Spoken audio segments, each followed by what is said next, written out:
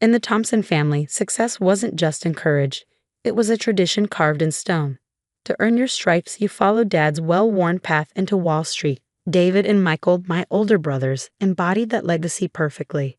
They wore power suits and earned millions as investment bankers, while I, the youngest and the odd one out, preferred hoodies and hunched over lines of code in my basement. Just try to look successful, Mom would plead before every family gathering. Today, though, things were different.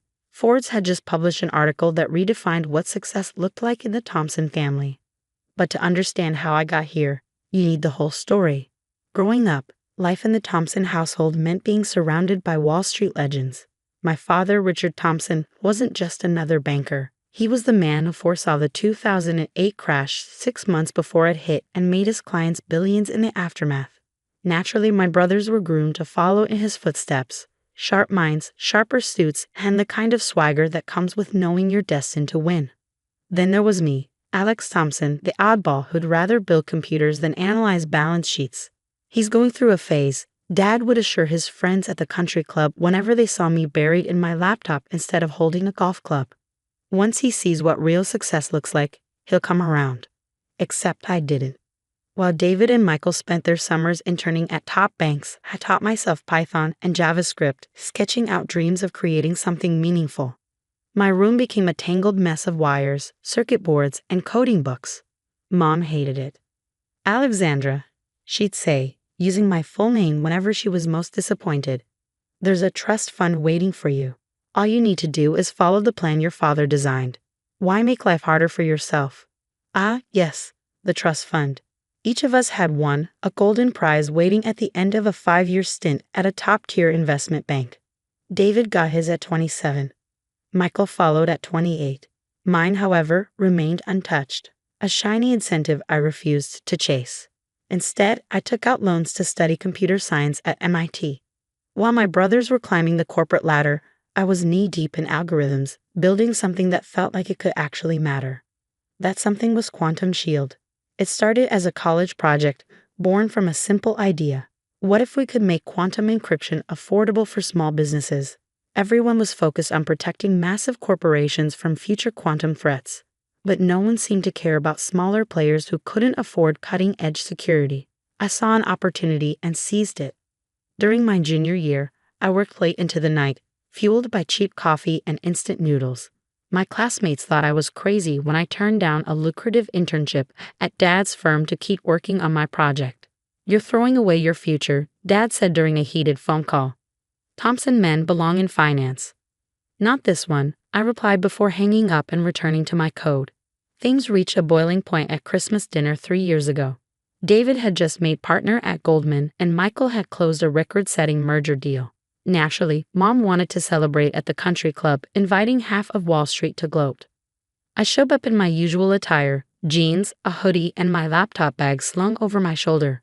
I'd just hit a breakthrough with my encryption algorithm and didn't want to lose momentum, dinner or not.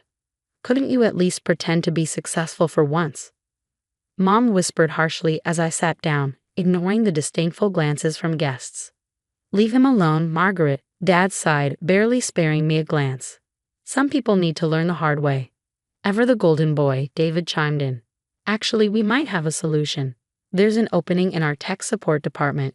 It's nothing glamorous, but it could get Alex's foot in the door. Michael nodded. Yeah, sis, time to join the real world. You can keep coding as a hobby. Something inside me snapped.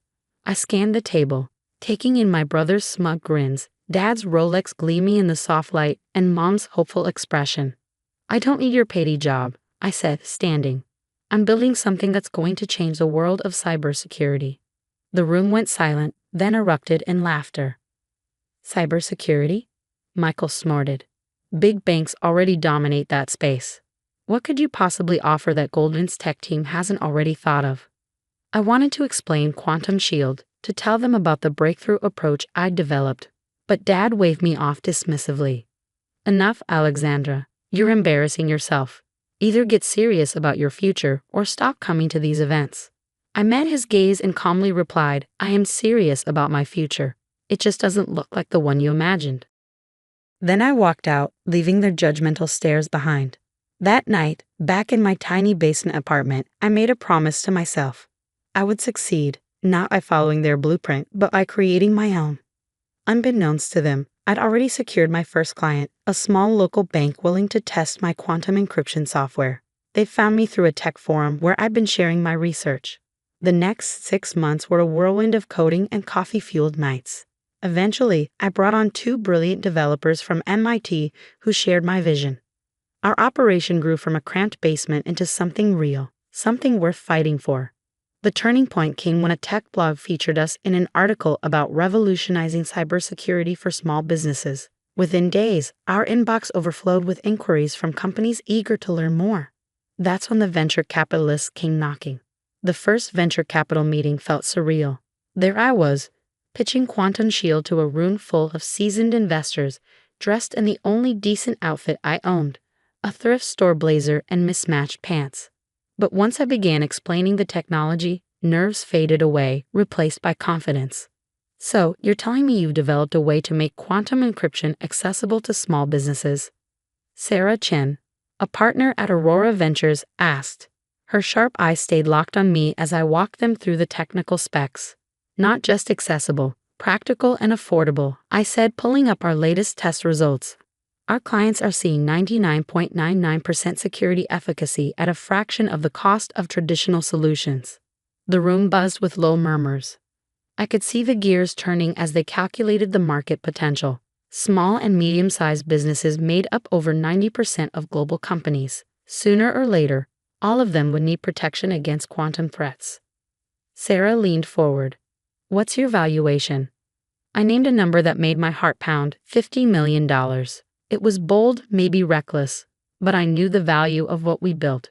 She didn't flinch. We're in, $20 million for 25% equity. Just like that, everything changed. Within weeks, we moved out of my basement and into a real office downtown. The team expanded from 3 to 30, then 50. Each new hire was someone who shared our vision, making cutting-edge quantum security available to everyone, not just corporate giants.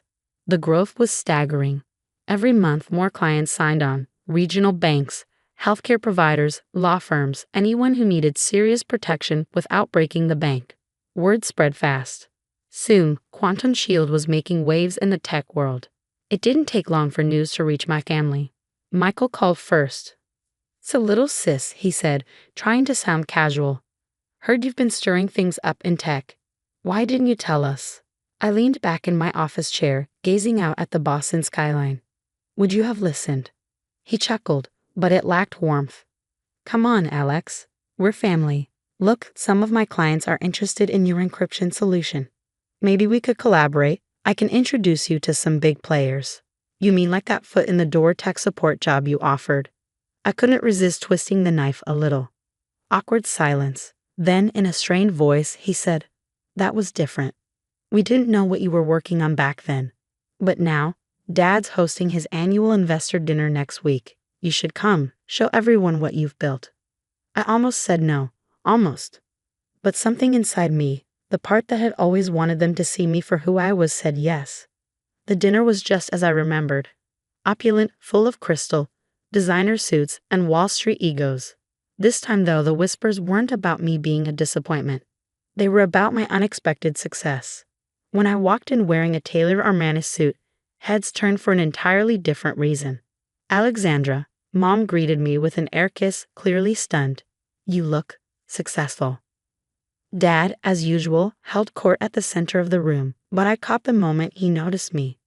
His expression flickered with something unreadable. Was it surprise? Pride? Maybe a hint of regret. "Ah, the prodigal daughter returns," he called out as I approached, finally ready to admit the real world isn't as simple as coding computer games. His cronies chuckled politely. I smiled, thinking about Sarah Chen's most recent email regarding our valuation. "Actually, Dad, I'm here to talk business," I said smoothly. "Several of your clients have approached us about implementing Quantum Shield. Thought it'd be better to discuss it directly." His brow furrowed. "Quantum what?" Before I could answer, James Morrison, one of Dad's biggest clients, spoke up. "Oh, Richard, you haven't heard? Alexandra's company is pioneering quantum encryption for small businesses. We're rolling it out across all our branches next month. Dad's face paled slightly, while David and Michael exchanged anxious glances. That's impossible, David blurted. Goldman's tech division has been working on quantum encryption for years, and they haven't cracked mass market affordability. James smiled, clearly enjoying himself. Maybe they should have spent less time on Wall Street and more time in basements with brilliant minds like your sister. The room fell silent. Mom clutched her champagne glass a little too tightly. How much? Dad's voice was strained. How much what? I asked, feigning innocence. The company, what's it worth? I took a slow sip of champagne, savoring the moment. Our last valuation put us at $300 million. But that was before the Morrison contract. Sarah Chin thinks we'll hit $500 million by the end of the quarter. Mom's champagne flute slipped from her hand, shattering on the floor. No one moved to clean it up. Sarah Chen, Michael asked, his voice cracking. From Aurora Ventures. She turned down our tech fund 3 times. She has high standards, I replied with a shrug. Dad's face turned a deep shade of red. Why wasn't I informed? I could have helped, made introductions, guided you. You mean like offering me a job in tech support? Or guiding me by dismissing my work as a waste of time? Or introducing me to people by telling me to stop embarrassing the family? The silence was deafening, but I wasn't done. You know what's ironic? All those years you spent teaching David and Michael about market gaps and seizing opportunities, I was the one who listened. I saw a gap in quantum encryption and filled it. I seized an opportunity everyone else missed. I did exactly what you always preach about success. I set my glass down with a soft clink. I just didn't do it your way. The morning after the dinner, my phone was flooded with notifications. Someone at the party had leaked our valuation to TechCrunch, and their article had gone viral. Wall Street family's failure builds $500 million tech empire. I was at my desk, scrolling through the press coverage when the door to my office flew open. David stormed in without so much as a knock, looking disheveled, tie loosened, hair slightly mussed. Not the polished Goldman partner I was used to seeing. We need to talk, he said, dropping into the chair across from me. About what? About getting in on this. He pulled a folder from his briefcase and slid it toward me. I've drafted some proposals. Michael and I could help take Quantum Shield public. With our connections. Stop, I interrupted, holding up a hand. David, when was the last time you even asked what Quantum Shield does? He blinked, clearly caught off guard. It's encryption software, right? For small businesses. That's like saying Goldman Sachs is just a bank. Technically true, but missing the entire point. I turned my laptop around and pulled up our latest project. We're not just protecting data. We're revolutionizing how small businesses defend themselves in the quantum age. Every algorithm, every line of code has been designed to make unbreakable encryption accessible to everyone, not just corporate giants. But with our help, you still don't get it, I sighed, closing the laptop. I don't need your help, David. More importantly, I don't want it. This company succeeded because it's not a Thompson venture. He leaned back, silent for a moment, then said quietly, Dad's furious, you know. He thinks you've betrayed the family legacy. I laughed, a sharp edge to the sound. The family legacy of making rich people even richer? I'm protecting small businesses from quantum competing threats. I'm helping local banks secure their customers' life savings. That's a legacy I'm proud to build. David stared at me for a long moment before standing. You've changed, he said, almost grudgingly. But maybe that's not a bad thing. He left without another word, but there was something different in his expression. Understanding, maybe, or respect. It was hard to tell with my brothers. The next few weeks were a whirlwind. Major tech outlets clamored for interviews and investment offers flooded in. But the biggest shock came when the White House's cybersecurity team reached out to discuss implementing Quantum Shield for government-contracted small businesses. That's when Dad finally broke his silence. He showed up at my office unannounced, looking older than I remembered. Gone was the commanding figure who had once filled every room with his presence. Now, he seemed uncertain. Your mother showed me the Forbes article, he said, settling into the same chair David had occupied weeks earlier. And I've been thinking about what you said at the dinner. About spotting market gaps and seizing opportunities. He picked up one of the awards on my desk, Innovator of the Year from MIT Technology Review. You were right. You did exactly what I taught your brothers, just not in the way I expected. I said nothing, waiting for him to continue. I spent so long convinced there was only one path to success, my path. I couldn't see that you were blazing your own better one. He set the award down carefully. I was wrong, Alexandra, and I'm sorry. The words hung in the air, years of expectations and disappointments crystallizing into this moment. You know, I said finally, we've developed a new feature that could modernize some of your clients' security systems. If you're interested, I could walk you through it. A small smile tugged at his lips. I'd like that. We spent the next hour discussing business, technology, and the future. For the first time, he listened without interrupting or trying to steer the conversation. I outlined Quantum Shield's vision, and he actually understood. Last week, we went public. The IPO exceeded all expectations, pushing our valuation well beyond $500 million. As I rang the NASDAQ opening bell, I scanned the crowd. There was my team, the brilliant minds who believed in this vision from the start. Sarah Chen, beaming with pride at her investment success. And in the front row, my family, Mom wiping away tears, David and Michael grinning like kids, and Dad recording everything on his phone, his free hand giving me a thumbs up. Later, at the celebration dinner, ironically held at the same country club where my dreams were once mocked, Michael pulled me aside. Remember when I offered you that tech support job? He asked, shaking his head. God, I was such an idiot. Yes, you were, I replied with a smirk. But hey, at least you've realized it now. He laughed. Seriously though, what you've built, it's incredible. You proved us all wrong. Mom was glowing, proudly showing off magazine covers featuring her brilliant daughter. Even David had started learning to code just to better understand what his sister's company did. As for Dad, last month he gave a commencement speech at his alma mater. His topic, Innovation Beyond Boundaries, Why the Next Generation Needs to Think Differently. This morning, I sat in my office staring at an old photo from that Christmas dinner when I walked out. Next to it lay today's Wall Street Journal with the headline, Quantum Shield Revolutionizes Small Business Security, How One Woman's Vision Changed the Industry. The trust fund Dad set up for me years ago, still untouched. Some might call that crazy, given its worth.